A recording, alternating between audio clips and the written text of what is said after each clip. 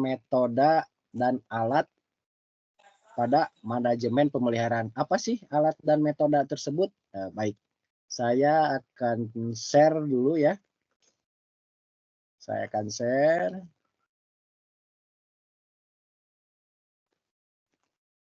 Nah, ini sudah terlihat ya, jelas? Oke. Metode dan dalam manajemen pemeliharaan kelistrikan. Ya, secara sekilas kadang-kadang manajemen pemeliharaan ini tidak begitu diperhatikan, apalagi instalatir ya, instalatir mungkin, apalagi ini bikin pusing juga, orang pekerjaan sehari-hari aja sudah ruwet gitu kan. Tapi dengan metode dan alat ini diharapkan menjadi jalan untuk memudahkan kita bekerja sebagai instalatir. Baik, saya lanjut ke slide berikutnya. Ya, latar belakangnya ini banyak kasus masalah pada ketenaga listrikan seperti kebakaran, kecelakaan kerja, kebocoran dan pemborosan energi, standar instalasi pemanfaatan ketenaga listrikan, malfunction sistem ketenaga listrikan. Nah, bidang utama yang berperan penting pada ketenaga listrikan apa saja sih? Seperti yang sesuai dengan skema kompetensi yang ada di DJK, mulai dari perencanaan dan perancangan, pembangunan dan pemasangan, pengawasan, pengujian dan pemeriksaan, pengoperasian, pemeliharaan. Nah, maaf, saya mundur ke belakang tadi ada ini.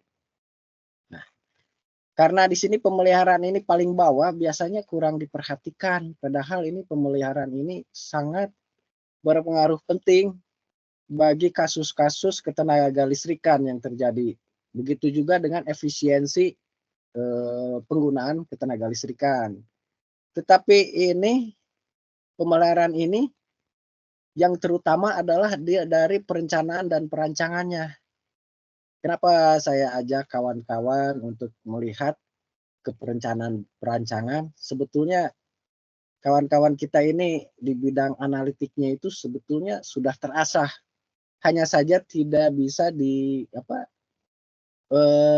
jarang dituangkan menjadi standar. Kadang-kadang standarnya itu ada pada masing-masing kawan-kawan sendiri. Seperti misalnya menghitung ini biaya RAB untuk pemasangan satu rumah ini berapa sih? Dan itu sebetulnya sudah ada di kepala masing-masing kawan-kawan kita instalatir ini. Dan mereka sebetulnya tanpa sadar sudah jago-jago dalam perencanaan dan perancangan. Nah, ini saya coba untuk mengajak kawan-kawan kita ini instalatir untuk reuni ke masa sekolah dulu ya. Reuni itu bukan hanya ketemu dengan mantan ya, tapi juga kita ketemu dengan metode-metode atau perhitungan yang dulu kita lupakan. Sebetulnya dari SMP, dari SD, SMP, SMA itu perhitungan itu sudah ada, sudah diberikan. Tidak perlu sampai ke teknik-teknik yang rumit. Maka dari itu saya coba berbagi dengan kawan-kawan sesimpel mungkin, semudah mungkin agar dapat dipahami dan ternyata ini loh sebetulnya perhitungan ini sudah kami lakukan sehari-hari, cuman kita tidak dituangkan ke dalam satu buku atau satu kertas begitu. Pada intinya seperti itu. Baik, saya lanjut ke slide berikutnya. Nah, di sini analitik dalam setiap pekerjaan. Analitik itu adalah proses pengumpulan data, diagnosis, dan perhitungan dalam setiap pekerjaan. Sebetulnya ini sehari-hari sudah kawan-kawan kerjakan. Sudah tidak diragukan, kawan-kawan kita ini udah jago-jago dalam hal ini. Baik, selanjutnya ada di sini. Ada 4 analitik Pertama adalah descriptive analytic. Descriptive analytic itu adalah proses pengumpulan data histori dan teknis. Ini adalah yang paling dasar ya. Dan kawan-kawan ini sudah sering sebetulnya. Waktu dapat job, apalagi kawan-kawan yang freelance, apalagi yang sudah pengusaha yang sudah punya perusahaan yang besar, pasti proses pengumpulan data ini sehari-hari pekerjaannya. Kerjaan kawan-kawan kita ini. Nah, berikutnya adalah diagnostik analitik. Diagnostik analitik ini adalah proses pengolahan data dan perhitungan. Bagaimana kawan-kawan bisa melakukan diagnostik kalau deskriptif analitiknya aja tidak dilakukan? Dan sebetulnya kawan-kawan sudah sering kali ini kerjaan sehari-hari sebetulnya. Dan diagnostik pengolahan data perhitungan, banyak metode, bahkan mungkin hanya menggunakan insting. Dan itu sebetulnya insting itu sudah mendekati matematika, hanya saja tidak bisa dikeluarkan dari isi kepala kita. Seperti apa sih rumusnya? Nah, kita coba nanti ya. Kita coba agar memahami ternyata betul loh apa yang saya lakukan itu, cuman selama ini kami misalkan belum menemukan jawabannya, hanya saja pekerjaan itu sudah kami lakukan dalam pekerjaan sehari-hari. Baik, selanjutnya adalah prediktif. Nah, apalagi prediktif ya, setelah di alam bawah sadar kita, di otak kita yang paling dalam itu, setelah melakukan diagnostik analitik, sudah pasti kawan-kawan kita bisa memprediksikan. Prediksi, oh ini kekuatannya hanya sekian loh Pak. Dari mana itu bisa mendapatkan memprediksikan itu akan hanya kuat dalam 1 tahun misalkan.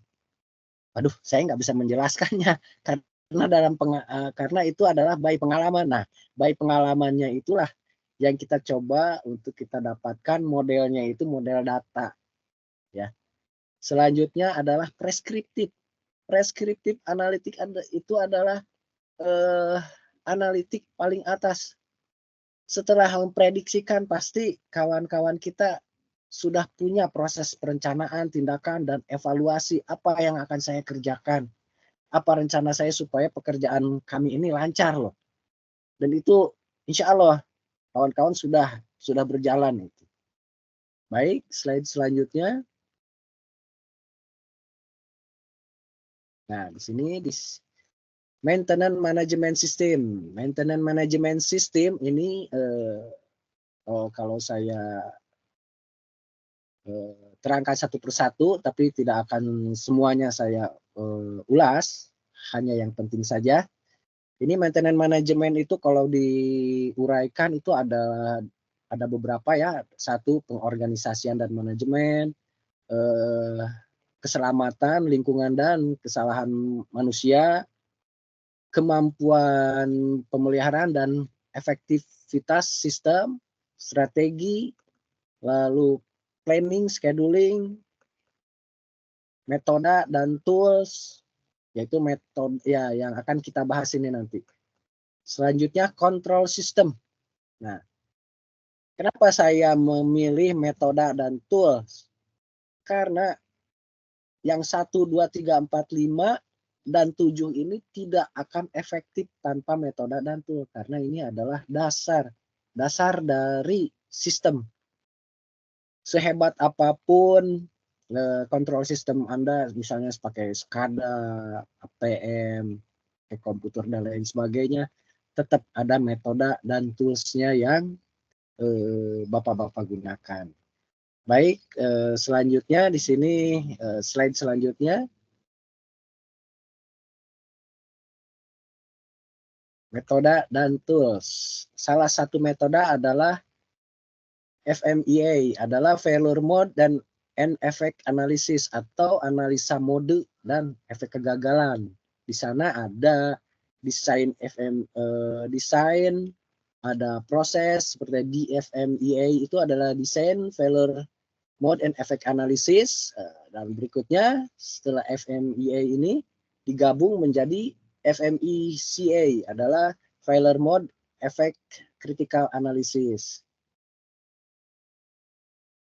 statistik. Nah, ini nanti paling saya akan lebih membahas, mendalami ke statistik, karena statistik itu dasar perhitungan dari metode ini. Karena metode ini dasarnya adalah statistik. Di sini adalah probability distribution atau distribusi probabilitas.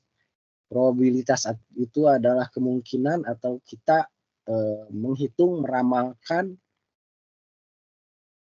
efektivitas atau kegagalan sistem itu di mana, kapan, dan apa yang akan terjadi. Itu ada dasar perhitungannya. Dan yang kedua adalah reliability and failure rate function, keandalan dan fungsi laju kegagalan. Baik, ini saya yang akan kita bahas, berbagi di sini, lebih titik berat ke statistik ya. Nah, yang ketiga adalah failure statistik. Di sini FMEA ini ada failure mode, severity, effect atau tingkat keparahan, accurate detection, dan selanjutnya RPN.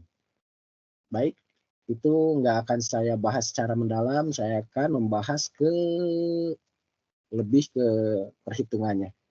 Baik, aplikasi FMEA, langkah-langkah proses investigasi kegagalan. Ini pertama yang kita lakukan adalah deskriptif analitik, yaitu definisi masalah dan pengumpulan data.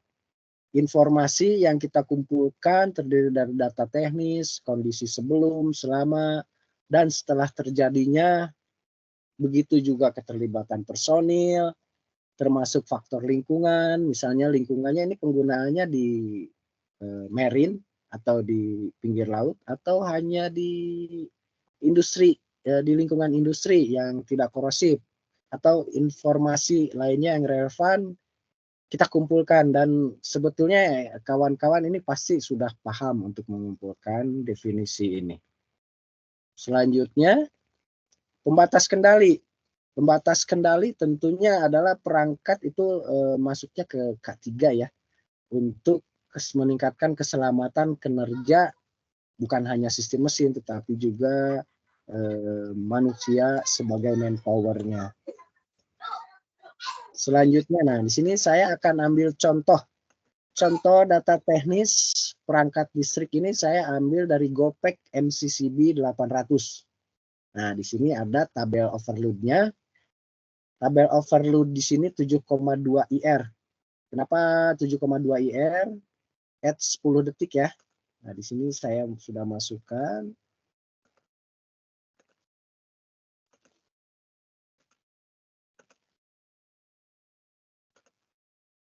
Nah, maksimum rate current-nya itu adalah 800 ampere, tapi ini bisa diatur juga di sini bisa diatur di IR-nya adalah di sini IR adjustability adalah 0,25 sampai 1 kali IN. Maksudnya adalah IN ini 800 ampere kali 0,25 atau cuma 25% atau 100%. Nah, ini ada time delay-nya. Time delay. Oh ya, maaf. Terlewat. Nah, di sini ada time delay. TR inverse-nya 3 detik atau 10 detik pada 6 kali IR atau 7,2 kali IR. Di sini saya ambil parameternya adalah 7,2 kali IR. Di sini kan terlihat ya.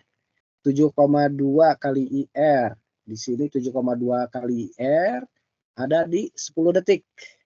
Dan maksimumnya adalah 14,5 di sekitar 3 detik. Oh ya, di sekitar 3 detik di sini. Maksimumnya di situ. Dan selanjutnya di short circuitnya di 50 atau 70 KA, durability mekaniknya di 15.000 kali. Ingat itu, durability mekanik itu di 15.000 kali ya untuk MCCB 800. Lalu durability elektrikalnya adalah 3.000 kali atau sebanyak 3.000 kali trip, berarti selesai, harus ganti. Jadi setiap kali 1 kali trip itu sudah mengurangi umur. Ya, baik. Saya lanjut. Nah, di sini. Di sini ada terlihat ya MCCB GoPack-nya yang, oh iya, saya ambil contohnya MCCB GoPack-nya yang kecil ini, bukan yang 800, tapi yang 800 di sini ada ETU 2.4, 2.4. IN-nya adalah 8. Oke. Nah, di sini oh ya, mungkin kawan-kawan belum paham ini settingannya apa sih sebetulnya. IR sama dengan IN dalam kurung 0,25 plus sigma W. Sigma W itu adalah penjumlahan ya, kawan-kawan, penjumlahan dari W4 ini ada 4 deep switch dari 0,05, 0,1, 0,2, 0,4. Maksudnya apa sih? Nah, jika kawan-kawan ini misalnya 0,5 dihidupkan, lalu di 0,2 dihidupkan, lalu 0,4 dihidupkan, berarti itu penjumlahan 0,05 tambah 0,2 tambah 0,4, hasilnya 0,65 ditambah 0,25. Ya, sekitar 0,9 jadinya. 0,9 IN. Demikian juga dengan instantaneousnya. Jadi X ini hampir sama fungsinya seperti itu. Ini adalah penjumlahan ya, sigma itu adalah penjumlahan. Nah, di sini kita akan coba di setting di halaman berikutnya. Saya akan coba setting untuk menghitung probabilitasnya. Apa lama sih umurnya? Nah, ini ada diagnostik, lalu kita masuk ke diagnostik analitik, yaitu kita perhitungan ya dengan hasil data yang kita kumpulkan tadi. Kita akan coba menghitung berapa sih sebetulnya, berapa lama umur dari MCCB GoPack tersebut dalam keadaan misal 0,5 atau 50% dari kapasitas atau 75% kapasitas dengan faktor-faktor trip dan lain sebagainya yang akan kita hitung. Di sini diagnostik analitik adalah diagram peristiwa dan faktor penyebab. Alat analisis di mana hubungan peristiwa, kondisi, perubahan, dan hambatan, dan faktor penyebab dipetakan pada garis waktu menggunakan representasi standar. Ini nanti ada diagram peristiwa dan faktor penyebabnya. Lalu analisa sebab dan akibat. Analisa sebab dan akibat itu kita akan membuat peta mengidentifikasikan penyebab utama masalah. Faktor penyebab menunjukkan hubungan sebab dan akibat antara faktor-faktor tersebut. Baik, selanjutnya. Nah, di sini saya coba setting parameternya di deep switch. Itu 2.4 ya. Long time protection overload saya kasih on. 2 sampai 5 IR adjustability 0,25 penjumlahan 3 dan 5 yaitu sekitar 600 ampere atau IR kali 0,75 atau 75% dari IR. Thermal memory off, time delay-nya saya kasih 10 detik. Inverse-nya 7,2 IR atau sekitar 4.320.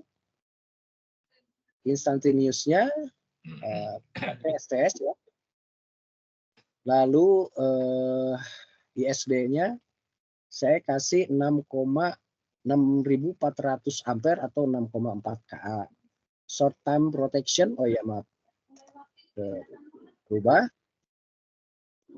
Oke, durability elektrik kita tadi sudah ada di sebelumnya adalah 3.000 kali trip. Nah, saya menggunakan dicoba cumulative distribution function. Ini apa yang saya cari sih sebetulnya? Nah, ini saya carinya itu adalah berapa lama sih waktu yang bisa apa? Yang kita hitung main time to failure-nya itu berapa lama? Ya. Oke. I adalah earlier numbers, X-nya itu adalah waktu, alpha adalah delta time dari tadi ya yang mana antara 3 tadi kan di 14,5 adalah 3 detik dan di 7,2 adalah 10. Jadi selisihnya adalah 7 detik sebetulnya. Dan beta saya samakan dengan alpha. Baik. Di sini saya coba di Excel. Di Excel saya buka Excelnya ya. Saya buka Excel.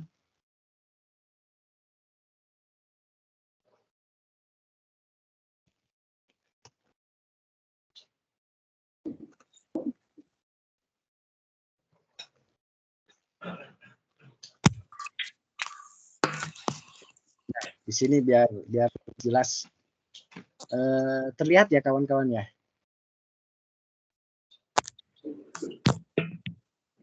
Nah, di sini tadi sudah dimasukkan.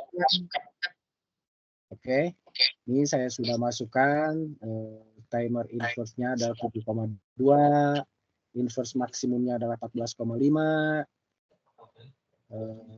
time delay-nya di 10, time delay maksimum di 14,5 adalah 3, dan time normalnya adalah sebetulnya di 7 detik. IR-nya ada di 0,75. Nah, ini saya masukkan di 7,2 ini berapa sih?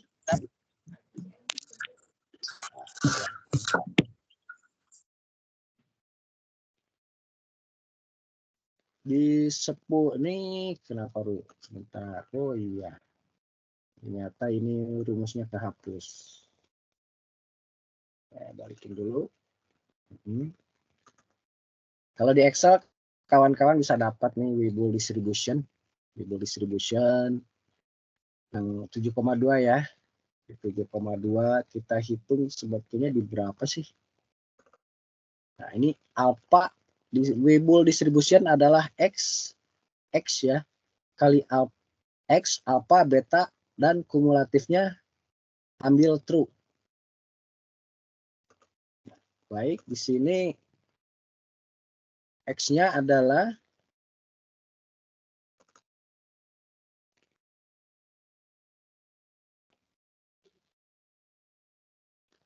X-nya adalah 7,2. Lalu alfa dan beta dia ini ya. Lalu didapatkan time-nya ada di 10 detik. 10 detik di sini berarti ini adalah failure fungsinya atau kegagalannya itu ada di 0,99. Jadi waktunya ada di 10 detik. Lalu reliability-nya di berapa sih? Reliability-nya ada di 0,393. Nah, berarti kehandalannya di 0,004%. Nah, di sini kita coba hitung waktu yang kehandalannya jika diambil di 50%, ini kan ada di 1%, di satu berarti di nilai 100%. Nah, kita kalau diambil di nilai 0,5%, berapa failure time-nya? Failure time-nya ada di 0,39 atau hampir 40%. Dan reliability-nya sebetulnya di 60%. Karena hasil perhitungan tadi ya, kita mau hitung nih. Karena ini kan di angka trip 7,2 adalah angka trip. Lalu di angka berapa sih nominalnya kan tidak mungkin itu selalu di atas 100%. Misalnya digunakannya di 70%, di 60%. Dengan rumus ini kita bisa dapatkan di angka 50% misalkan. Di berapa sih mean time to failure-nya? Ini ada di sekitar 104.816 detik. Atau di maksimumnya, kenapa ada maksimum? Di sini ada 3.000 kali trip durability elektrik. Durability elektrik kita ambil dikali 3.000, berarti sekitar 3 juta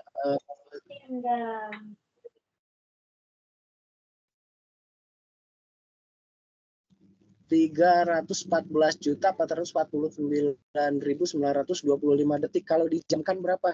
Jadi sekitar di 8.000 jam atau di 10 tahun. Jadi kan ketahuan ya.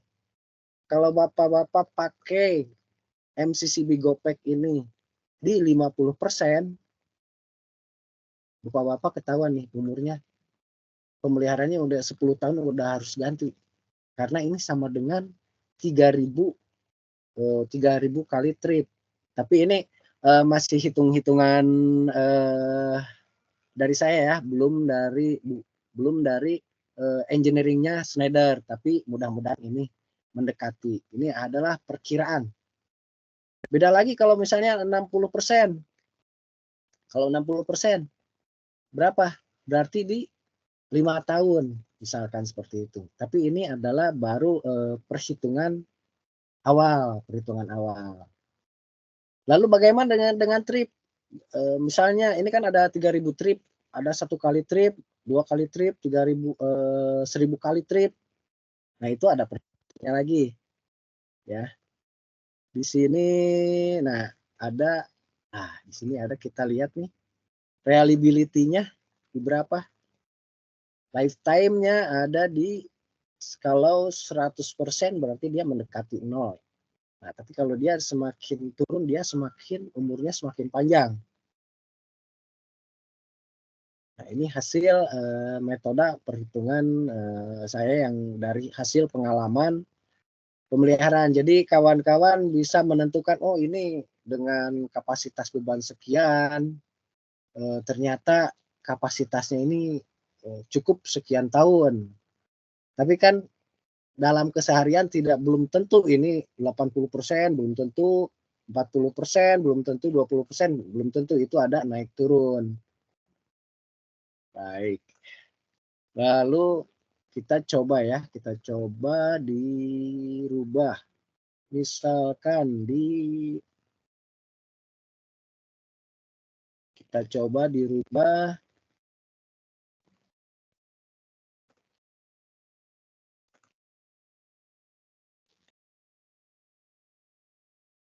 IR-nya di 0,75.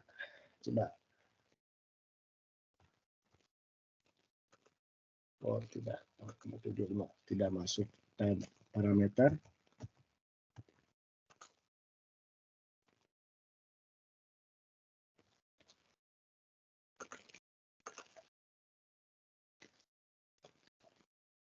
Oh ya, baik, kalau gitu saya lanjutkan ke berikutnya.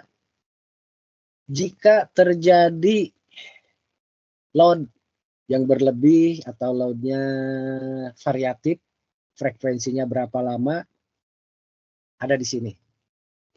Kita misalnya perhitungannya dalam 1 tahun nih kawan-kawan ya. Dalam 1 tahun ini load pertama sekitar 90% itu ada berapa hari? Load kedua misalkan rata-rata 50% lah. 50% itu ada 10 hari. Ada kadang 20 hari, 10 hari. Ya. Nah, lalu kita akan coba rumusnya apa? MTTV. Kita akan coba MTTV probability. MTTV itu adalah mean time to failure, biasanya untuk perangkat-perangkat yang non repairable seperti MCCB. MCB kan tidak bisa dan tidak boleh diperbaiki ya, kecuali misalkan satu sistem seperti panel, karena dia perangkatnya banyak, penggantian cukup pemeliharaan, penggantian perangkat, penggantian alat dan lain sebagainya, Itu namanya adalah MTBF atau Mean Time Between Failure. Nah, di sini menggunakannya adalah MTTF adalah Mean Time to Failure karena yang kita hitung adalah perangkat yang tidak bisa diperbaiki seperti MCB ini. Atau misalkan kawan-kawan mau menggunakannya di satu sistem di seluruh panel boleh, silahkan. Mungkin dibuat, diperbanyak tabel-tabelnya seperti ini. Dan ini saya coba masukkan. Nah, ini seperti ini. Ya. 0,9, 0,75, 0,6. Lalu dijumlahkan betanya seperti apa? Betanya adalah penjumlahan dari ini dibagi 12 bulan karena dalam 1 tahun. Sedangkan kalau total alfanya adalah dibalik 12 dibagi penjumlahan alfa. Lalu didapatlah mean time to failure adalah seperti ini. Alfa bagi alfa kali gamma kali 1 per beta. Nah, lalu mean time to failure-nya sudah ada di Excel sebetulnya ya. Di Excel, jadi ini kalau saya hitung dengan perhitungan demikian, mean time to failure-nya ada di 0,66%. Di 66%, maaf. Short circuit-nya ini saya belum masukkan, belum dimasukkan. Hanya 1. Oh ya, screen-nya nggak muncul ya. Mohon maaf.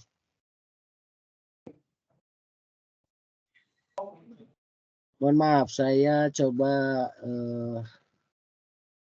Nah, di sini.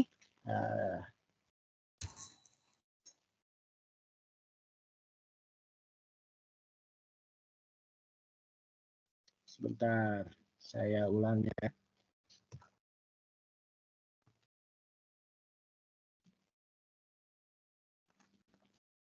Mohon maaf.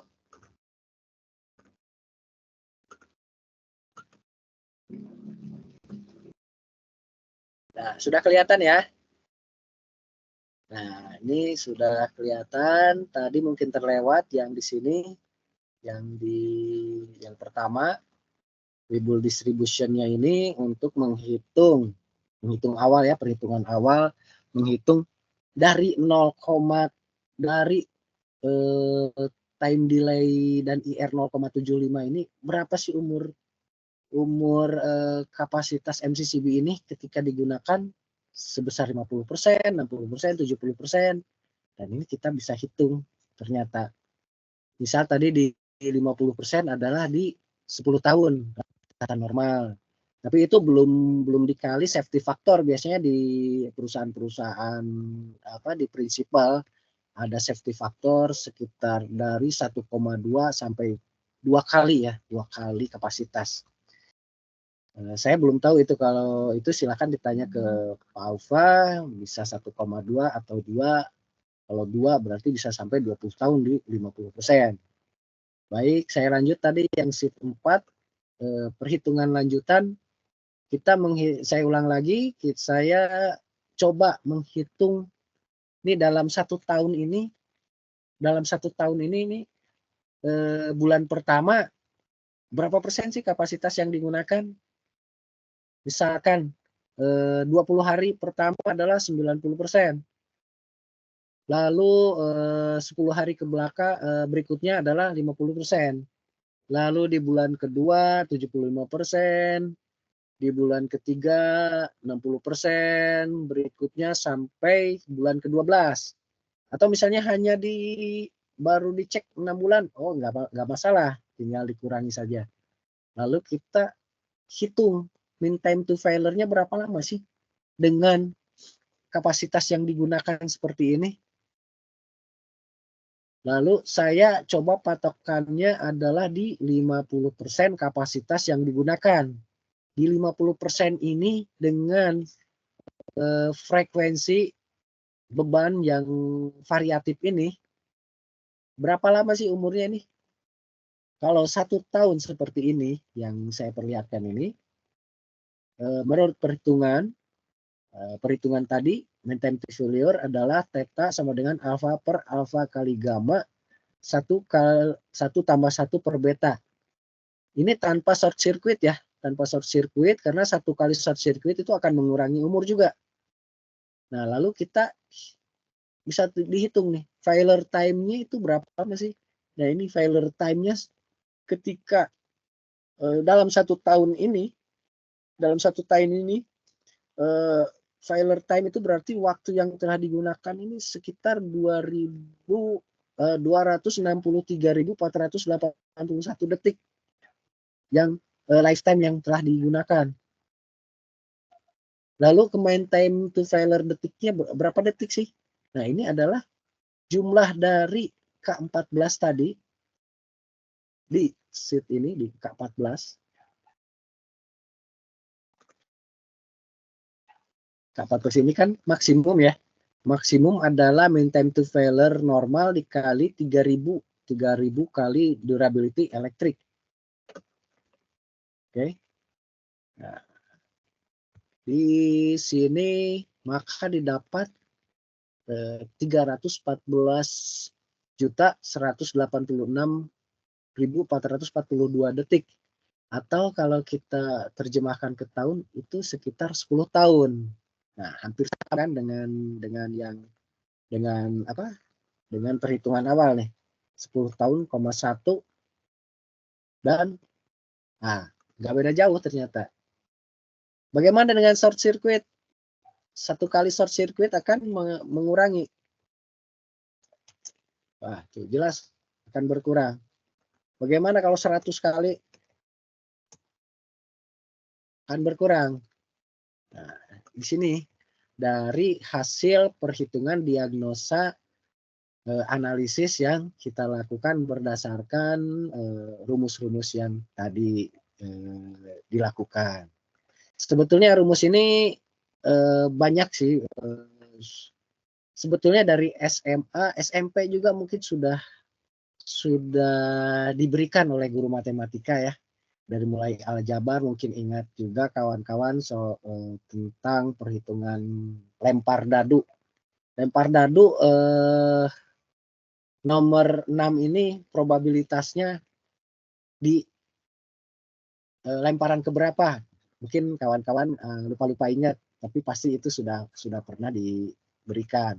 Dan ini sebetulnya perhitungan dasar, bukan belum perhitungan terlalu dalam. Oke, saya kembali ke slide ya, ke slide-nya. Slide berikutnya adalah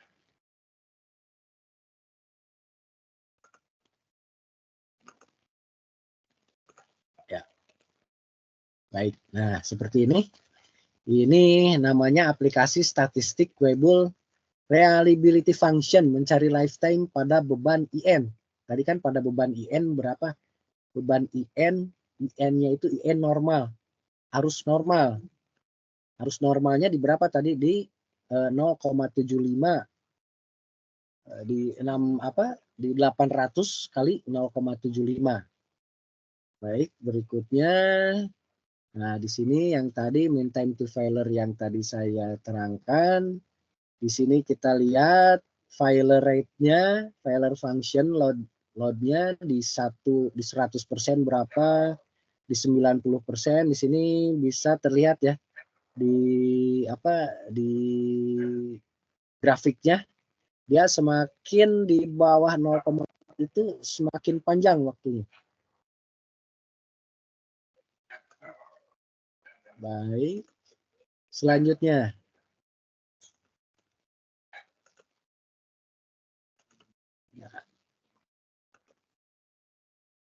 Lalu masuk ke prediktif analitik. Di prediktif analitik ini setelah tadi diagnosis, kita melakukan diagnosa bahwa lifetime perangkat tersebut akan rusak atau lifetime-nya akan habis di tahun berapa, di jam waktu berapa, misalnya di 2000 jam, di 1000 jam. Atau misalkan dihitung untuk satu sistem adalah masuknya ke pemeliharaan penggantian perangkat yang sudah waktunya habis lifetime-nya tersebut. Lalu di sini kita masuk ke predictive analytics. Oh, maaf, terlalu cepat. Predictive analytics ada root cause identification atau identifikasi akar penyebab dengan menggunakan diagram tulang ikan atau diagram Ishikawa. Di sini masuknya ke prediktif. Dari hasil tadi, dari hasil perhitungan, kita bisa memprediksikan penyebab-penyebabnya seperti apa dan akibat efeknya itu akan seperti apa di sini di predictive analytics. Lalu, nah ini ada bagan Pareto. Ada salah satunya adalah bagan Pareto chart ya. Lalu, nah ini yang tadi contoh kasus parameter yang tadi, yang dari frekuensi beban yang variatif dalam waktu 1 tahun. Maka dari itu, mengapa pencatatan atau logbook itu penting? Karena pentingnya itu di perusahaan atau mungkin kita sendiri belum sadar, tapi kalau sudah mengetahui kita coba disiplin untuk mengisi logbook tadi. Di bulan 1 berapa sih, di bulan 2 berapa bebannya, variatifnya berapa, kita coba. Nah, kalau kita mencatat dengan baik mulai dari beban, per kasus dan lain sebagainya, itu kita bisa melakukan perhitungan yang presisi. Maka dari itu kenapa semakin ke sini ada control system yang menggunakan komputer, yang menggunakan sensor. Sensor itu tidak akan lengah. Itu perbedaannya. Jadi setiap jam, setiap detik, mau setiap jam, setiap hari, dia bisa mencatat mulai dari beban-beban atau anomali yang terjadi, lalu masuk ke dalam perhitungan ini. Oke, baik, saya lanjut. Nah, ini saya nggak akan membahas semuanya. Metode statistik yang tadi, yang saya coba mudah dipahami, mudah diterapkan di lapangan, dan mudah digunakan. Nah, ini adalah contoh-contoh jika kawan-kawan mau menerapkan secara keseluruhan. Banyak sekali aplikasi statistik ya, mulai dari PDF, probability distribution function, ada CDF kumulatif, ada normal distribution, ada log normal distribution, dan lain sebagainya, banyak sebetulnya.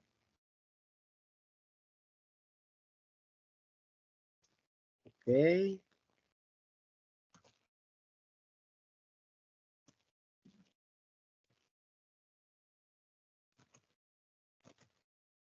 Nah, di sini terakhir adalah prescriptive analytic. Penilaian efektivitas tindakan korektif sebagai rekomendasi untuk tindakan korektif. Lalu keduanya adalah pembuatan laporan dan dokumentasi proses, root cause analysis dan lain sebagainya, divisi masalah, bagan peristiwa. Ini adalah contoh. Ini adalah kasus dan diagram kasus dan efek. Ini bisa digunakan seperti ini, lalu efeknya seperti apa? Bisa dipetakan misalnya dari pengukuran, dari analisa, atau dari material, atau dari metode dan lain sebagainya. Kawan-kawan bisa menggunakan dan lebih jelas gitu kalau untuk menerapkan dalam sistem pemeliharaan ini.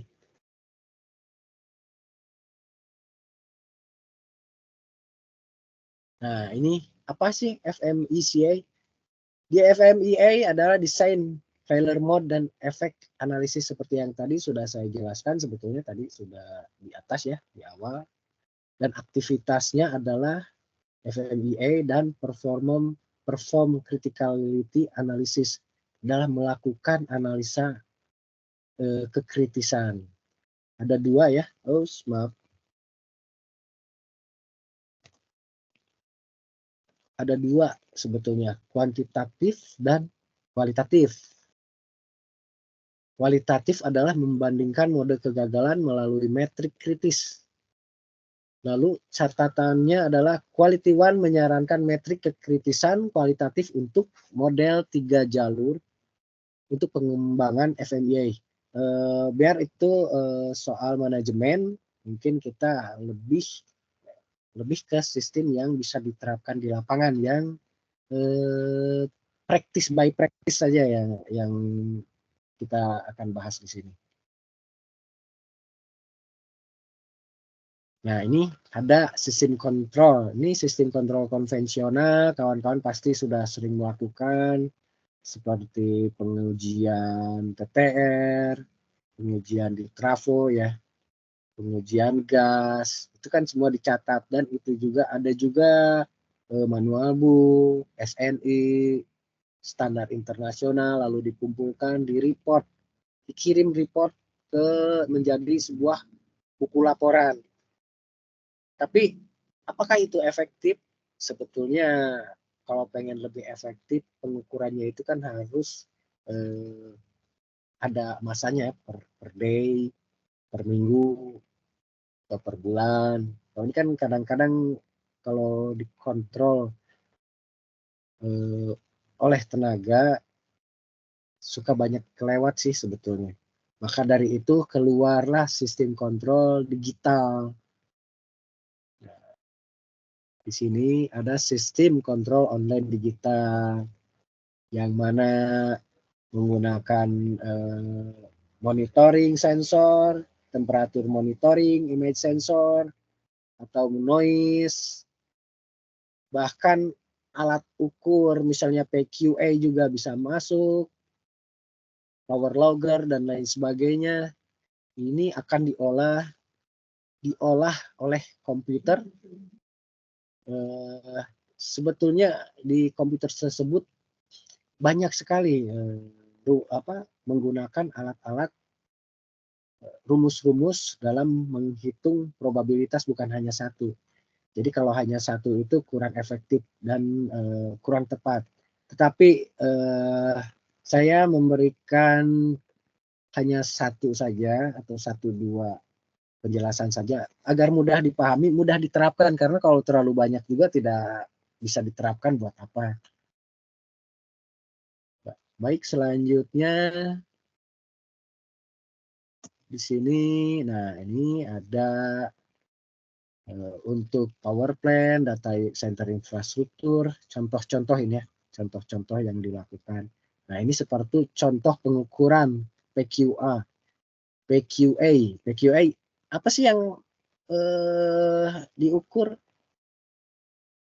Apa hasil pengukuran? Kalau diukur kan hasil pengukuran tersebut memang betul ada inras, ada dip, ada anomali di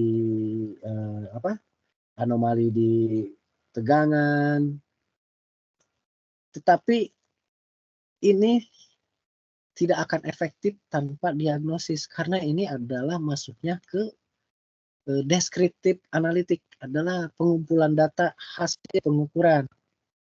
Lalu hasil pengukuran ini kita tuangkan ke dalam metode diagnostik tadi, lalu kita bisa memprediksikan ini akan terjadi failure yang tingkat keparahannya seberapa parah, atau lifetime-nya akan berapa lama lagi sih.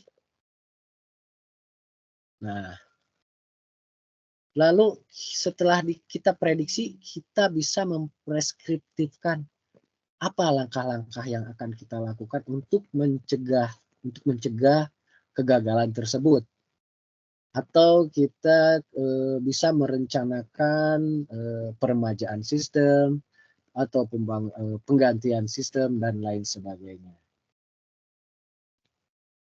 Oke, di sini juga di Schneider juga saya lihat nih untuk sistem manajemen digital sistem manajemen ada EcoStructure, ada Aveva juga, Asset Performance Management 4.0. Sebetulnya ini semuanya sama di dalam sistem ini ada dapur pengolahan data diagnostik yang menggunakan distribusi probabilitas tersebut. Hanya di sini sangat kompleks sekali ya. Oke, baik. Selanjutnya demikian, terima kasih. Mohon maaf atas kekurangannya dan semoga menjadi jalan manfaat dan efisiensi, menjadi jalan ibadah juga bagi kita semuanya. Wassalamualaikum warahmatullahi wabarakatuh. Waktu dan tempat saya kembali persilahkan ke Pak Aufa.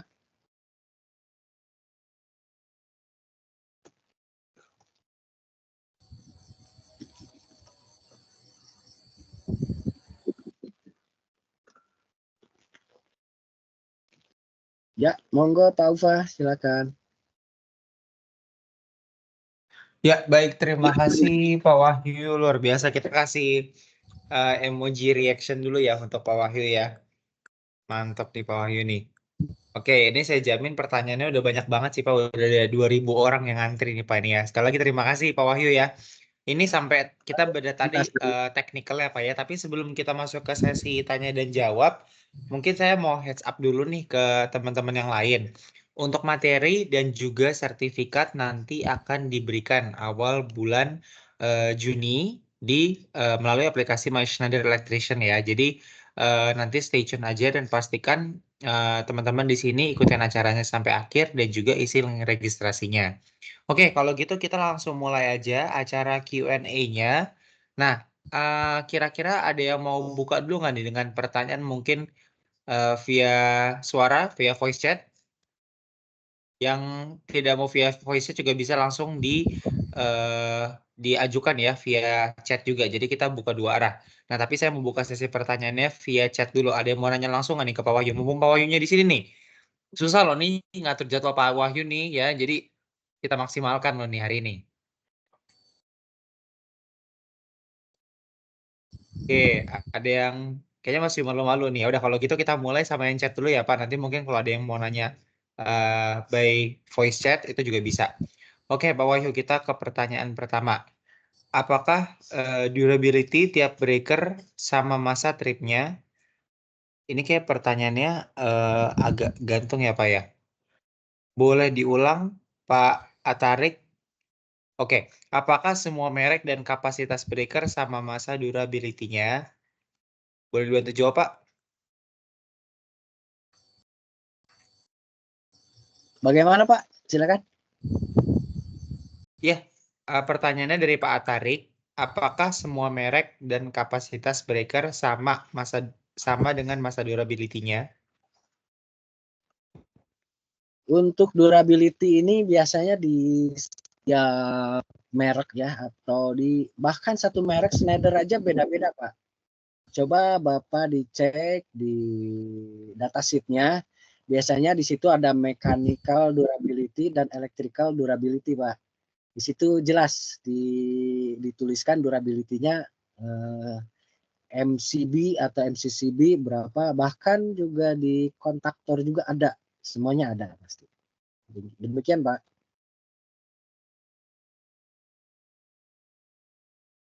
Oke, baik. Terima kasih Pak. Pertanyaan kedua dari Pak Evan. Izin bertanya bagaimana jika MCCB saat kita melakukan perbaikan jalur, MCCB sengaja ditripkan, apakah akan mengurangi umur penggunaan? Apakah berbeda dengan trip akibat trip oleh short atau kelebihan beban? Oh, itu masuknya ke mechanical durability Pak, bukan electrical durability. Kalau mechanical durability sering diterangkan ya di setiap webinar Schneider bahwa mechanical durability itu adalah berapa kali klik kita coba pakai tangan gitu untuk trip secara manual. Tapi kalau electrical itu adalah trip berdasarkan short atau kelebihan beban. Nah, itu bedanya. Dan itu juga pasti akan mengurangi. Cuman di sini kan terlihat jauh. Kalau di di electrical durability itu di MCCB GoPack 800 itu di 3000 kali. Kalau di mekanikalnya itu 15.000 kali, Pak. Jadi jauh sekali sih, aman kalau cuma sekali 2 kali atau 100 kali. Oke Ya, ya, demikian terima Pak. kasih Pak. Semoga menjawab ya Pak ya. Jadi kita lanjut ke pertanyaan berikutnya nih baru nih kalau ada yang mulai nanya satu nih Pak Wahyu ya, ini biasanya muncul pertanyaan lain nih Pak. Oke, yang selanjutnya Pak Muhammad Akbar Paputungan. Apakah pengaplikasian FMEA berlaku untuk merek peralatan lain? Terima kasih. Ini FMEA ini sebetulnya digunakan bebas Pak di industri manufaktur seperti pembuatan, bahkan mungkin di pabrikan Schneider sendiri menggunakan FMEA ini. Bukan hanya FMEA, mungkin banyak metode yang digunakan, bukan cuma satu Pak. Jadi ini berlaku untuk apa saja dan digunakan di sistem apa saja sebetulnya. Terima kasih, begitu Pak. Cukup. Oke, ya terima kasih Pak Wahyu. Pertanyaan selanjutnya dari Pak Karlindo. Izin bertanya, apakah setiap trip pada MCB atau MCCB mempengaruhi kapasitas alat tersebut? Itu pasti Pak, karena itu sudah jelas ya di electrical durability aja itu 3000 kali misalkan. Berarti satu kalinya itu sudah mengurangi umur, mengurangi kapasitas, bukan kapasitas ya. Di sini kalau dibilang kapasitas mengurangi misalnya dari 800 ampere berkurang, bukan, tapi ke umur, lebih ke umur, mengurangi umur karena itu kan di dalamnya itu material tembaga, material logam, ketika terjadi trip terjadi flash atau panas, maka itu akan berpengaruh kepada logam tersebut. Demikian. Kita move on ke pertanyaan selanjutnya. Terima kasih Pak Wahyu sebelumnya. Dari Pak Muhammad Iko Trihadi. Izin bertanya, bagaimana melihat sisa umur alat breaker sedangkan pada MCCB atau MCB tidak ada pemberitahuannya? Nah, seperti metode yang saya berikan tadi, mulai dari probabilitas ya, perhitungan probabilitas adalah kemungkinan. Kemungkinan itu kita meramal umur alat ini berapa sih. Kalau alat itu kita pasangnya baru, mungkin kita mudah ya. Tapi kalau sudah lama dan masalahnya tidak ada pencatatan di logbooknya, nah itu yang bikin masalah. Kita nggak tahu nih dalam 10 tahun ini MCCB tersebut atau MCB tersebut anomalinya sudah berapa kali menghadapi anomali atau berapa persen sih variatif beban kapasitas yang diterima ditanggung sama dia. Jadi agak susah ya kalau untuk alat-alat bekas. Gitu Pak. Ya, tadi udah sempat kita bahas juga Pak Wahyu ya, kalau misalnya yang barang baru kan gampang ya nyatetnya ya, tapi kalau yang lama apalagi yang masang sama yang ngecek beda ya Pak Betul, ya. Nah itu kita betul, nggak tahu betul dipasangnya sekali. kapan, ya kan paling kita Betul, ngandelin, kita tanya ke pemilik rumah, ini rumahnya dibangunnya kapan? Nah kita paling ngandelin dari situ biasanya kalau yang awam ya ngerjainnya ya. Nah tapi dengan betul. adanya teknik probabilitas itu kita bisa lebih pasti kapan nih waktu peremajaan yang tepat harus diganti atau kapan, nggak ngira-ngira dari tahun rumahnya aja dibangunnya kapan gitu. Betul, betul Pak. Oke, yang selanjutnya dari Pak Ahmad Roflik, izin bertanya, apakah RCBO yang tepat untuk daya 900 VA berapa ampere? Masalahnya yang sering saya temui produk di lapangan 6 ampere. Jadi yang tepat penggunaannya seperti apa? Ya, untuk 900 VA ini kan ketahuan ya, volt ampere. Voltnya berapa dipakai digunakannya kan misalnya di 220. 220 berarti 900 bagi 220 volt berapa? Berapa ampere kan? Bentar. 900 bagi 220. berarti sekitar 4 ampere. Ya. Kalau ditemui di lapangan 4 ampere berarti itu aman, Pak. Dia hanya sekitar berapa persen dia 4 bagi 6 yaitu sekitar 60 atau 70% lah penggunaannya. Demikian, Pak.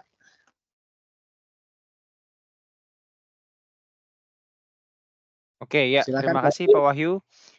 Selanjutnya kita dari Pak Fadli Arya Sutan. Izin bertanya mengapa penting untuk menggunakan sistem manajemen peliharaan terkomputerisasi atau CMMS dalam operasi perusahaan? Ini cukup fundamental nih. Baik, Pak. CMMS ini kan Computer Maintenance Management System. Itu di banyak perusahaan sudah menggunakan CMMS. Pasti perusahaan-perusahaan besar sudah menggunakan CMMS karena apa?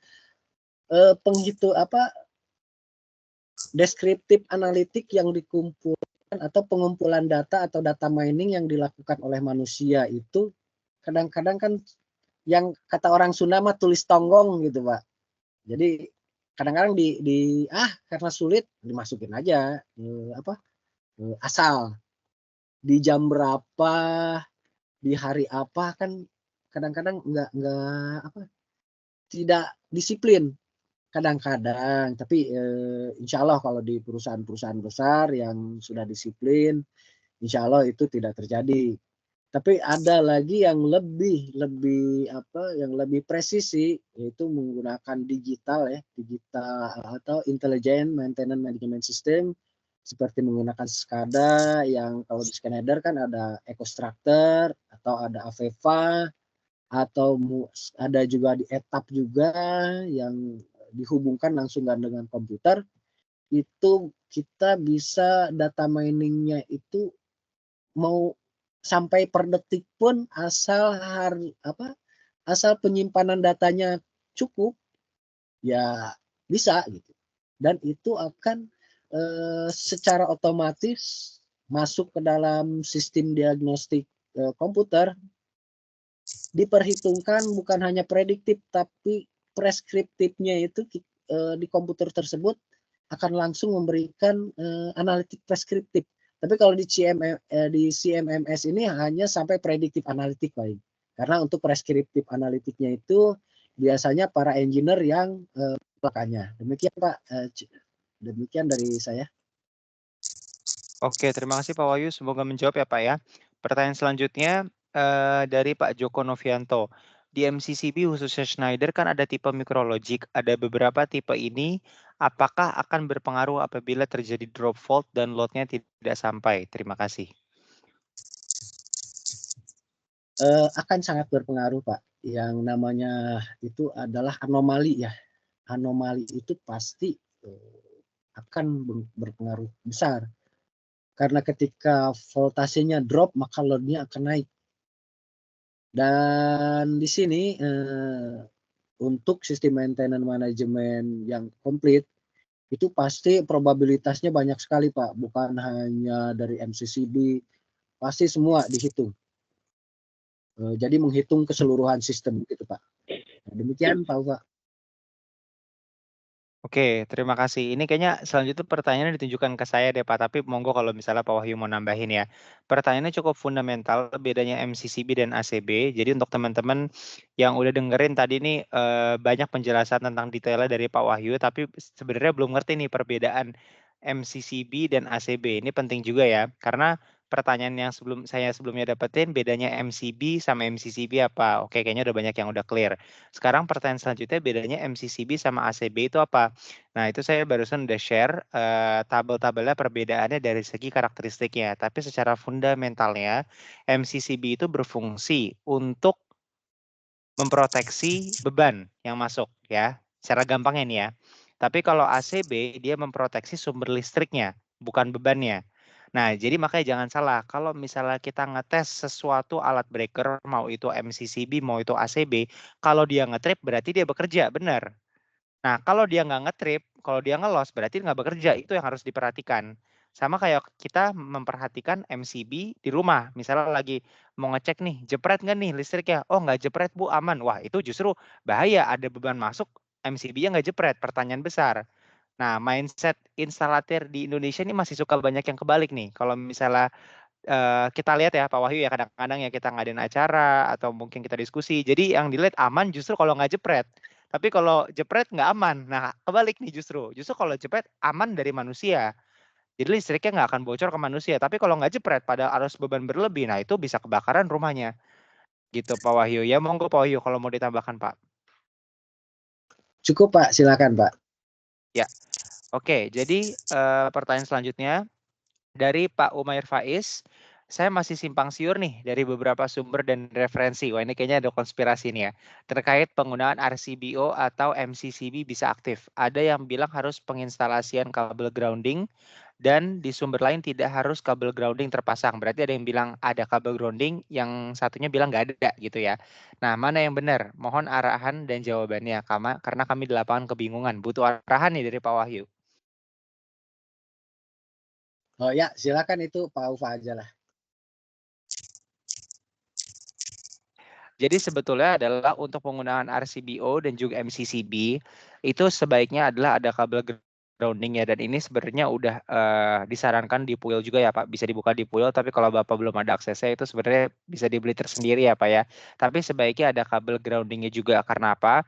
Sebaik-baiknya proteksi adalah proteksi yang lengkap. Itulah sesimpelnya kalau kita ngelakuin segala macam proteksi. Jadi kalau misalnya ada kabel grounding itu kan kasarannya ada hantaran atau misalnya seperti petir Bapak ketika pasang alat seperti RCBO. RCBO ini kan campuran dari MCB dan juga RCCB ya. Jadi ini rumus singkatnya nih. Jadi RCBO itu adalah gabungan fungsi dari MCB dan juga RCCB. Jadilah RCBO. Apalagi sekarang Schneider udah ngeluarin RCBO Slim yang kecil. Nah, itu gabungan dari dua fungsi berikut. Tapi kan itu kan hanya proteksi yang terdapat di jaringan instalasi residensial. Tapi di sisi groundingnya, kalau misalnya nggak ada kabel, tentu tidak akan ada proteksi yang lengkap. Jadi dari pihak Schneider sendiri menyarankan untuk tetap mengadakan kabel grounding di instalasinya.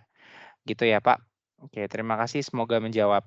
Oke, selanjutnya dari Pak Muhammad Akbar, izin bertanya kembali, apakah frekuensi yang tidak stabil mempengaruhi umur MCCB? Pengalaman di pabrik MCCB sering umur pakai tidak lama. Oh, MCCB-nya nggak awet nih ya, berarti ya.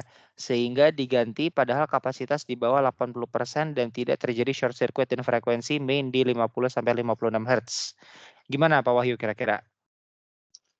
Di sekitar harusnya di sekitar 10% nggak terlalu ini ya, di 56 harusnya aman, tapi memang standarnya di 50 Hz.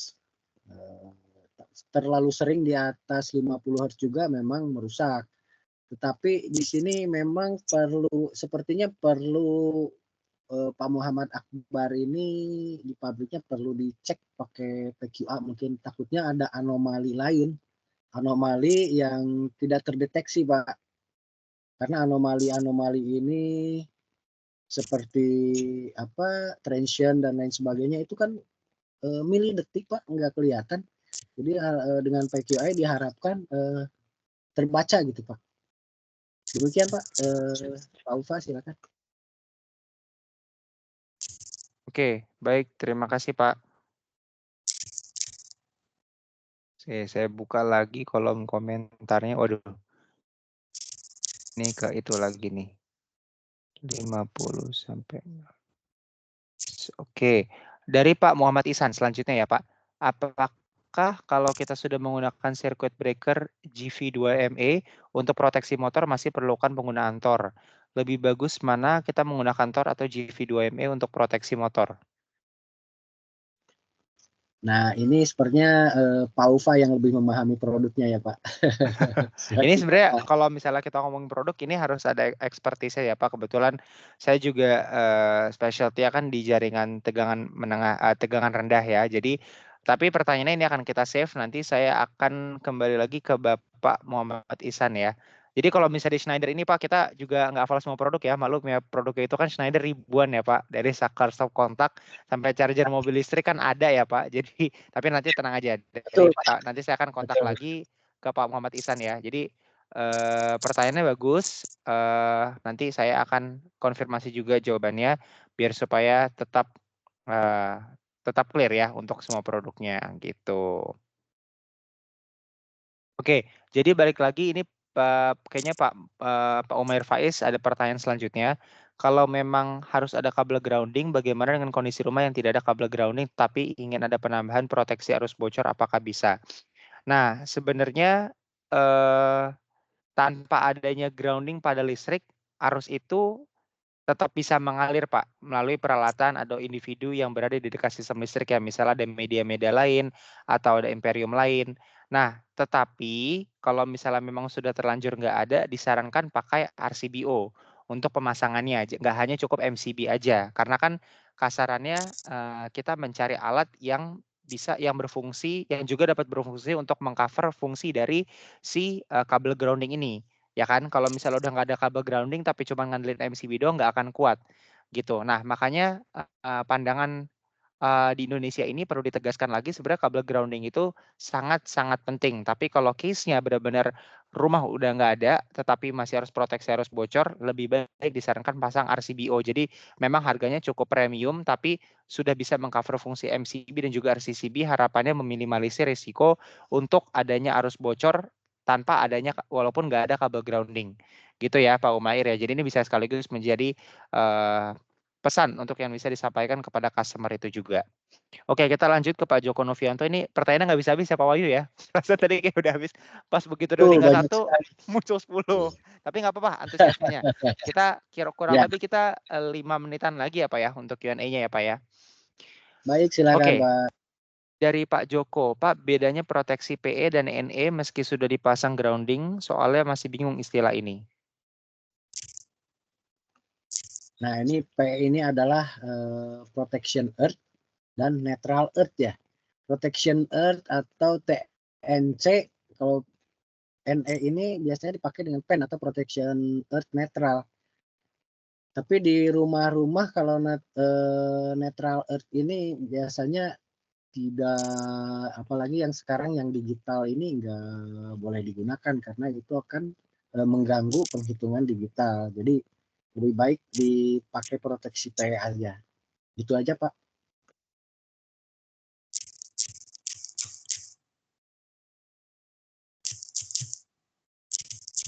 Ya, silakan.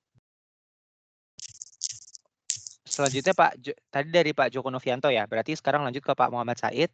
Pak izin bertanya, ini misal ada MCB di kilometer utama 1 fase, tertera 4 ampere. Misalkan MCB rusak kita ganti dengan 10 ampere, itu akan ada kenaikan tidak dayanya? Di MCB di kilometer utama fase 1 itu maksudnya di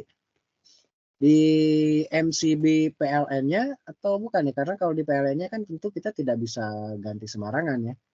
Tapi kalau misalkan Bapak ganti itu di 10 ampere mau berapa ampere pun, kalau di APP-nya itu di APP PLN-nya tidak diganti ya tetap aja tidak ada kenaikan daya.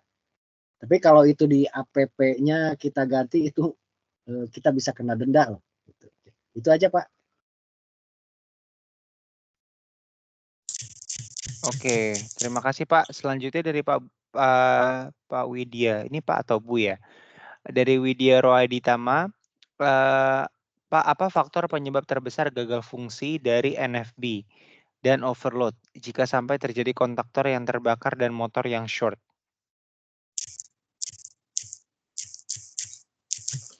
Penyebab utama gagal fungsi NFB itu istilah dulu ya. Kalau sekarang itu MCCB. MCCB gagal fungsi MCCB ini jika terjadi kontaktor yang terbakar dan motor short. Gagal fungsinya itu di mana gitu. Kalau soalnya kalau di MCCB utama tentu besar. Tapi kalau misalnya di kontaktor itu kan harus dipakai Tor atau ada juga MCCB khusus untuk motor yang disesuaikan dengan kapasitas motor tersebut. Jadi kalau pengaman di sisi pengaman di motor tersebut tidak sesuai dan itu kontaktor terjadi terbakar, tentu saja MCCB di MCCB-nya tidak akan berfungsi karena kapasitasnya terlalu besar. Demikian, Pak. Oke, terima kasih Pak. Nah, selanjutnya dari Wahyu Aulianur. Apakah pemasangan ELCB bagus disandingkan dengan COS sebagai saklar darurat sementara? Pemasangan ELCB dengan COS bisa saja digunakan. ELCB ini kan ada RCBO, ada ELCB. ELCB itu berarti yang 3 fasa ya. Boleh digunakan. Cuman dengan catatan itu bebannya itu ada hanya beban motor saja atau ada inverter, karena pengalaman saya kalau bebannya itu di sisi beban inverter itu selalu ngetrip ELCB-nya. Jadi mungkin harus pakai ELCB yang adjustable. Itu Pak. Demikian Pak. Oke, siap. Ini saya jujur sampai liar loh Pak, baca ini nih nambah-nambah terus nggak bisa habis. Tapi nggak apa-apa, ini berarti luar biasa nih antusiasnya ya. Ada yang nanya sebenarnya ini Pak Wahyu, pertanyaan colongan, Pak Wahyu di negara mana sih kok siang sendiri ya gitu ya? Ini kita semuanya pada malam. Ya ini Oke. hanya pakai background aja Pak. Oh iya, background aja ya. Oke. Apakah ada selanjutnya dari Pak Muhammad Rizal, apakah ada file yang membahas tata cara membaca spesifikasi pada produk Schneider? Kalau tata cara sebenarnya nggak ada ya Pak dari Schneider ya, cuman mungkin Bapak itu bisa di browsing aja Pak. Kalau dari Schneider sendiri kita hanya menyediakan katalognya aja, tapi untuk cara bacanya mungkin itu perlu kelas khusus sih Pak ya.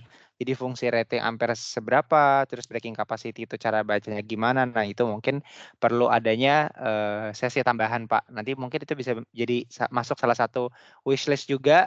Mungkin kita di topik selanjutnya bisa bawain itu Pak untuk sama-sama belajar cara membaca spesifikasi dari produk-produknya yang common dulu seperti apa gitu ya. Oke, selanjutnya dari Pak Juju bilang pertanyaannya banyak yang ke arah teknis nih. Ini kan orang teknis semua Pak, orang lapangan semua nih. Jadi pertanyaannya ngeri-ngeri sedap Betul. nih ya. Oke. Dari Pak Andi mau tanya untuk besaran kabel grounding itu bagaimana cara perhitungan untuk besaran kabel grounding yang benar? Or cara menghitung kabel grounding yang benar itu gimana? Kalau dari puil saya lupa puil nomor berapa ya. Itu minimal setengah dari ukuran pasa, kabel pasa. Misalnya kalau kabel pasanya itu 400 ya untuk kabel groundingnya itu sekitar 200. Tapi ada juga perhitungannya itu ada dari KA berapa short circuitnya. Short circuit dari pasa ke pasa, dari pasa ke ground itu harus dihitung dengan betul. Apakah itu kabel grounding untuk Y atau itu hanya untuk equipotential bonding. Itu beda-beda perhitungannya. Demikian Pak.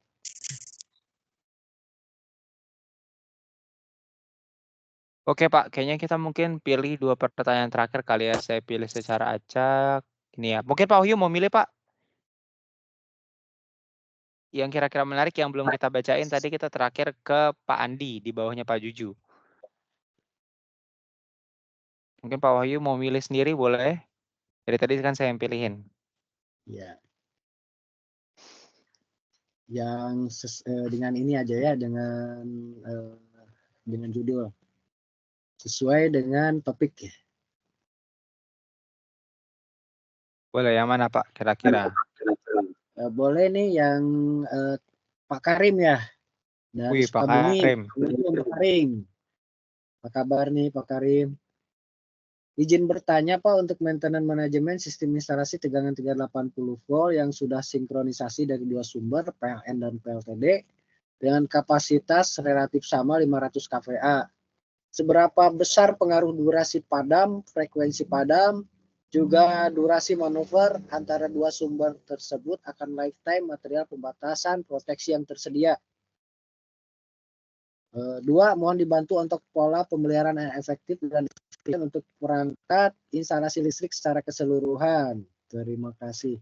Nah, ini bicaranya adalah sistem. Kalau sistem itu bukan lagi bicara perangkat cuman MCCB saja ya Pak. Itu kalau udah sistem berarti ke panel, ada pembangkitnya diesel, dan perhitungannya banyak dari mulai frekuensi, cara manuver, bahkan cara apa manpowernya juga kita harus hitung. Lumayan banyak itu Pak. Harus sambil ngopi nih sama Kang Karin. Terima kasih, itu aja cukup. Oke, udah menjawab ya. Semoga terjawab nih Pak Karim. Terima kasih Pak Wahyu ya. Oke, selanjutnya mungkin yang belum kejawab siapa ya tadi ya? Oke, dari Pak Ahmad Rafiq, Pak, nanti saya minta katalog Schneider. Oke, sebenarnya katalog Schneider itu udah bisa diakses di aplikasi apa, nanti mungkin saya akan pandu di sesi akhir. Terus terakhir ya, boleh ya, dari Pak Muhammad Rizal Aflah. Saya pernah mengalami ampere motor sudah melewati batas overload, tapi overload tidak trip. Itu bagaimana? Nah, di sini ampere motor overload ya. Overload ini lewat kontaktor, lewat tor enggak? Kalau biasa kalau tidak lewat tor ya overload tetap aja dihajar kalau nggak pakai proteksi. Misalnya pakai tor dan lain sebagainya. Atau ada MCCB motor. Itu apa? Itu akan menjadi proteksi dari overload tersebut. Overload kan ada thermal overload, ada magnetic overload, ada beberapa proteksi. Tapi kadang motor apa untuk satu sistem juga, misalnya saya pernah di namanya di oil purifier, bahkan dalam jangka waktu berapa detik itu tidak boleh ngetrip karena dia mulai dari pelan sampai dengan RPM yang diinginkan misalnya sampai 1500 itu harus tercapai dalam waktu misal 10 detik. Nah, itu beda lagi, ada sistem proteksinya tersendiri. Demikian Pak Aufa, terima kasih. Oke, siap. Kalau gitu mungkin dengan ini kita akan menutup sesi pertanyaannya. Kalau misalnya nanti ada yang mau nanya lagi, silakan kita bisa buka di sesi tanggapan habis ini gitu. Terus sebelumnya terima kasih banyak Pak Wahyu. Saya mau kasih reaction dulu, tepuk tangan dulu ya untuk Pak Wahyu karena sudah meluangkan waktunya weekend-weekend gini. Nggak nyangka ya Pak, tadi ada sekitar yang awal join tuh 20 orang ya. Saya kira wah ini dikit nih yang ikut nih, tapi ternyata tadi udah rekornya hampir 200 orang, bahkan lebih nih. Sekarang nih, yang lagi in Zoom sekarang ada 162 orang, jadi luar biasa banget partisipasinya. Weekdays, weekend untuk acara Innovation Talk for Electrician tetap diluangkan nih bagi teman-teman semua dari seluruh penjuru Indonesia. Jadi next nanti kalau ada yang roadshow, saya akan ada roadshow ke beberapa kota setelah ini ya. Dan kebetulan nanti, saya juga mau heads up juga nih. Jadi tanggal 17 Juli kita akan mengadakan acara Innovation Day dari Schneider di Surabaya. Nah, jadi yang ada di Surabaya, arek-arek Surabaya, jadi monggo boleh merapat ya di sana ya. Ya, sebelumnya terima kasih lagi Pak Wahyu dan juga seluruh jajaran KKI yang sudah membantu untuk mengkoordinasikan di acara ini. Dan kita masuk ke sesi terakhir. Sebelum terima kasih lagi Pak Wahyu. Tapi boleh Pak Wahyu stay dulu ya Pak. Nanti kita akan ada sesi foto bareng di akhir. Baik, baik, baik. Ya, siap. Ini Pak Umar Faiz. Pak, kan nanti kan kita 17 Juli ke Surabaya, Pak. Gitu. Barusan dicat lagi. Oke, nanti kita ketemuan di sana ya, insya Allah ya. Pak Umar Faiz ya. Di sana kita akan display semua produk Schneider. Ada panelnya juga dari segi low voltage, high voltage, medium voltage, semua produk-produknya akan kita display di sana. Tunggu tanggal mainnya aja, yang penting aktifin aplikasinya apa karena semua programnya ada di situ semua. Oke, jadi selanjutnya saya akan mulai ke sesi terakhir. Yang pasti kalau udah sesi saya nih sesi-sesi bagi-bagi hadiah lah ya. Oke.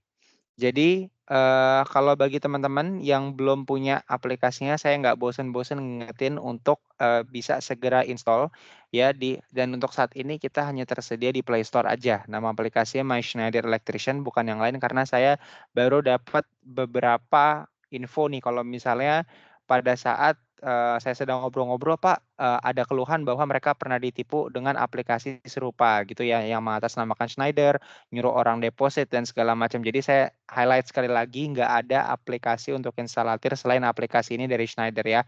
Kalau misalnya ketemu ada yang lain, boleh silakan laporin saya, nanti akan saya bantu urus dengan pihak terkaitnya gitu ya. Jadi kalau misalnya ada yang ketipu selain dari aplikasi ini berarti bukan tanggung jawab dari Schneider tentunya ya.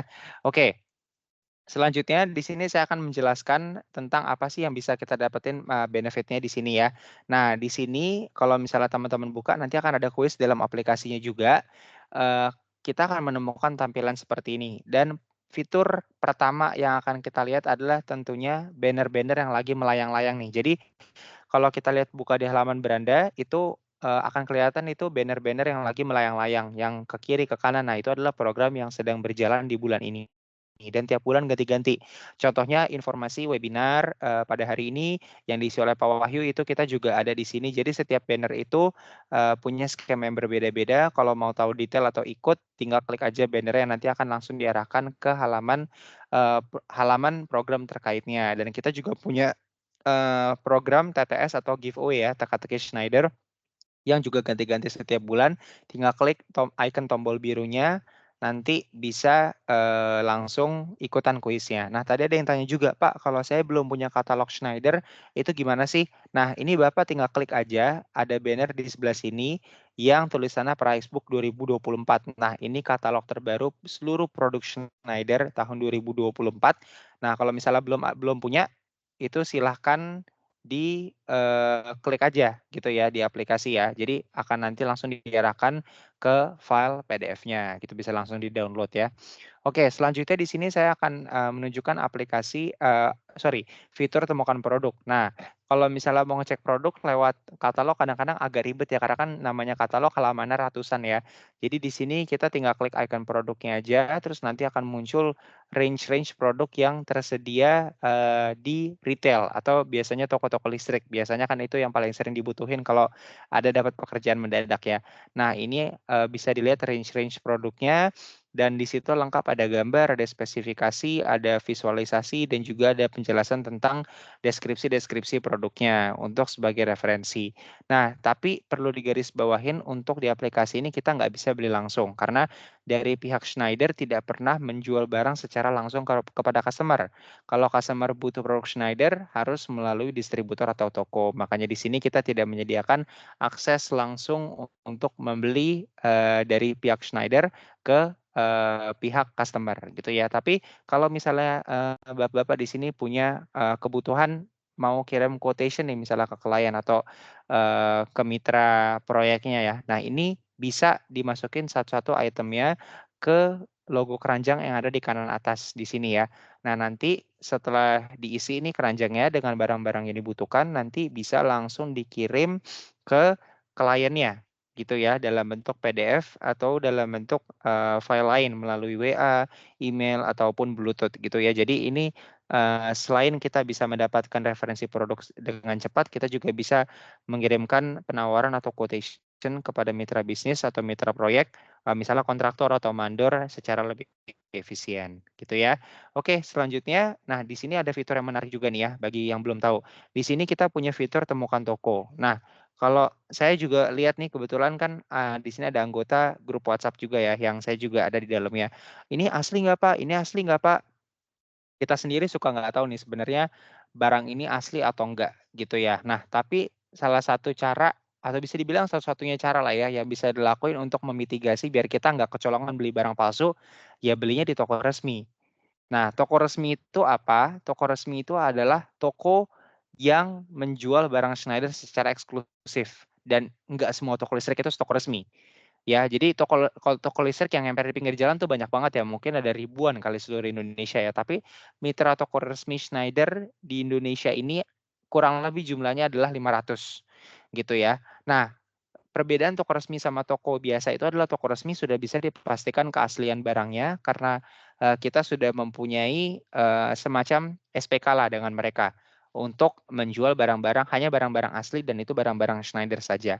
Nah, kalau mau lihat misalnya ada kebutuhan produk listrik dimanapun itu, tinggal klik icon toko aja, nanti langsung muncul gitu ya, list-list toko resmi terdekat yang ada di lokasi Bapak saat ini. Jadi kalau Bapak misalnya ke Bandung, nanti akan muncul list toko resmi terdekat di Bandung. Kalau ke Jakarta, tokonya akan berubah lagi. Kalau ke Surabaya, tokonya akan berubah lagi. Jadi tergantung dengan lokasi Bapak saat itu. Nah, kalau misalnya mau klik hubungin tokonya, mau nelpon bisa langsung. Kalau misalnya klik yang bagian ini, itu kita akan diarahkan ke Google Map. Misalnya mau disampaikan nih, mau disamperin nih tokonya, mau beli langsung gitu ya. Nah, nanti bisa tuh kita langsung beli ke sana atau misalnya mau nyamperin tokonya gitu ya. Kadang-kadang kalau kita ngeliat di Google Maps itu kan suka informasinya udah kadaluarsa, nggak valid, tokonya juga udah nggak ada gitu ya. Jadi kalau di sini sudah bisa dipastikan informasinya up to date gitu ya. Oke. Nah, selanjutnya inilah salah satu fitur unggulan kita yaitu unggah faktur. Di sini saya jamin Bapak-bapak semua udah pernah 90-95% mungkin udah pernah beli produk Schneider, tapi saya ingetin ya di sini, kalau setelah beli produk Schneider jangan lupa untuk notanya jangan dibuang dulu gitu ya, bisa di-upload di sini, terus nanti bisa mendapatkan poin dan kebetulan tahun ini kita ada program Pak. Jadi, kalau Bapak klik nih ya fitur Schneider Electrician Loyalty Program, kita akan memberangkatkan top 10 instalatir ke Thailand.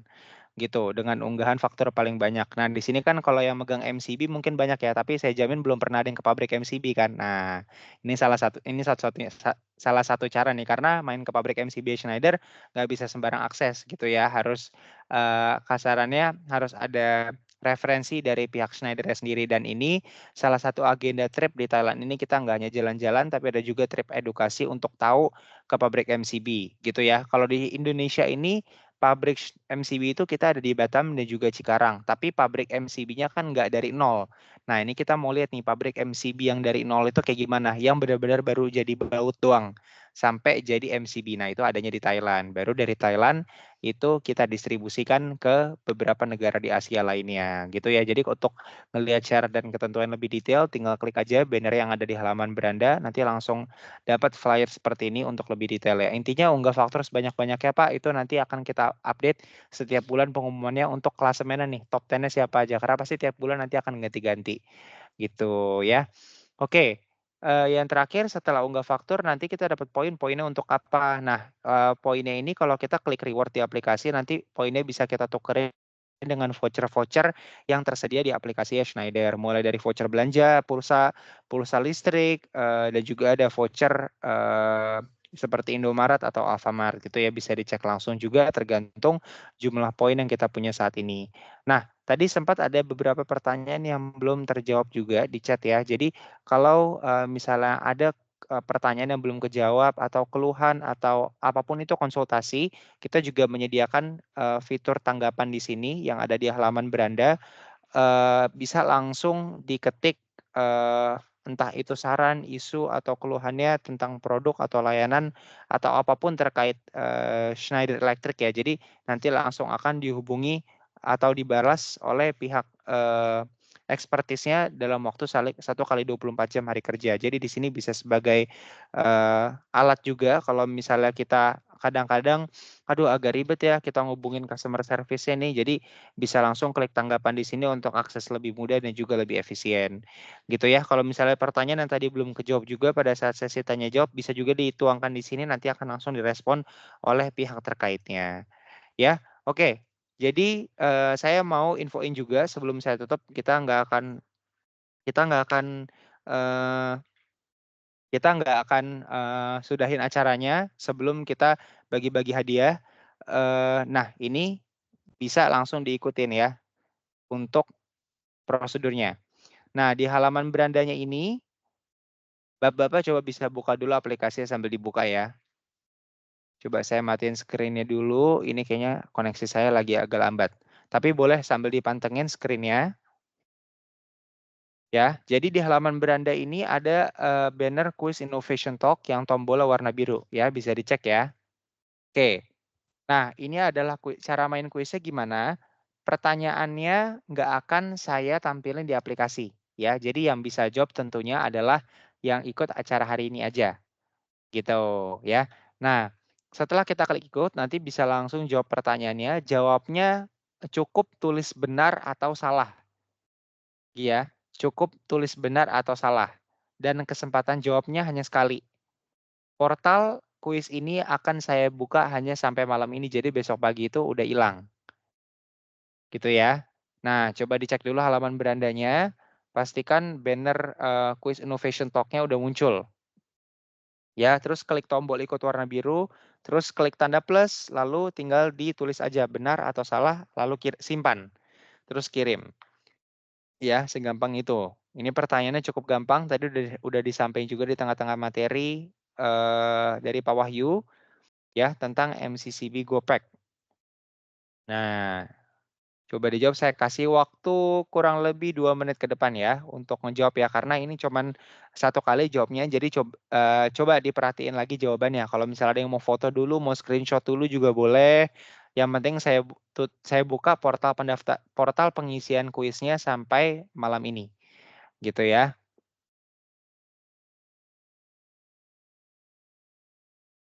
Iya, Pak Andri ada pertanyaan aplikasi MySchneider saya lupa tidak upload faktur, cara aktifkan kembali gimana? Ya Pak, tinggal diisi aja, di-download dulu aplikasinya di Play Store, terus diisi aja nomornya, lalu di sign in ulang aja Pak akunnya ya.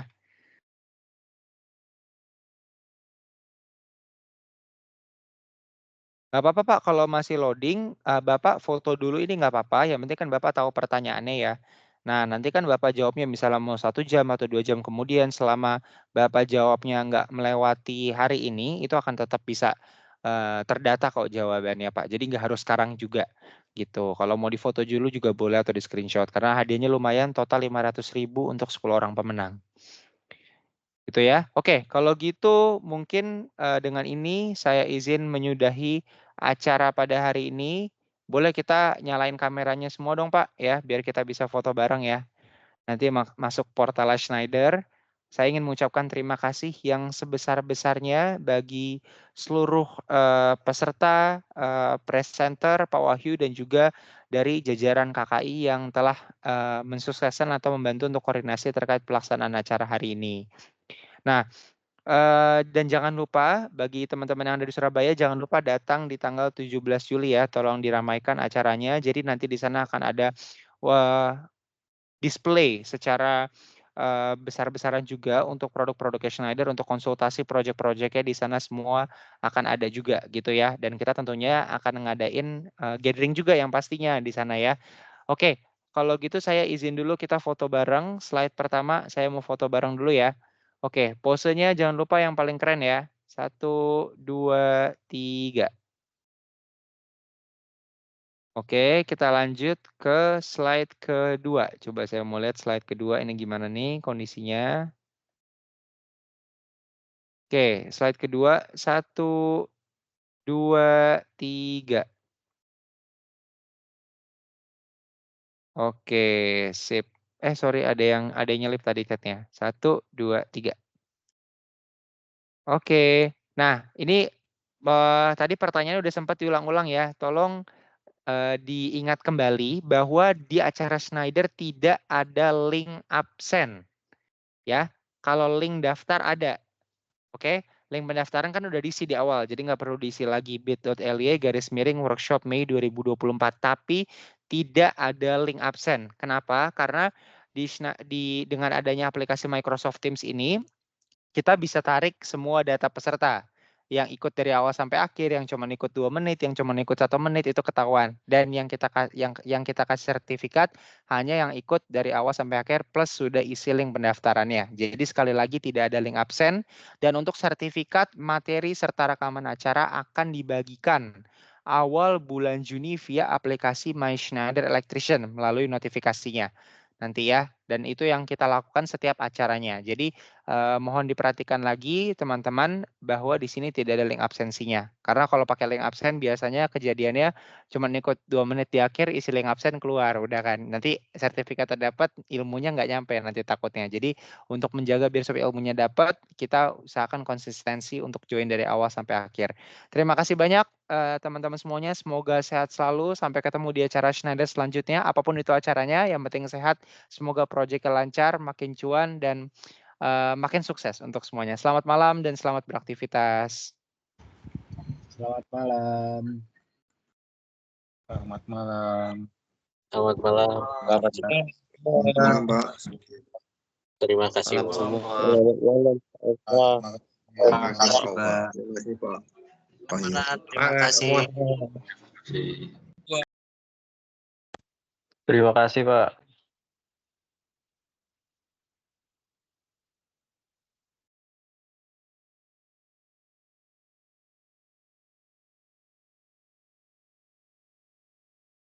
Terima kasih, Pak.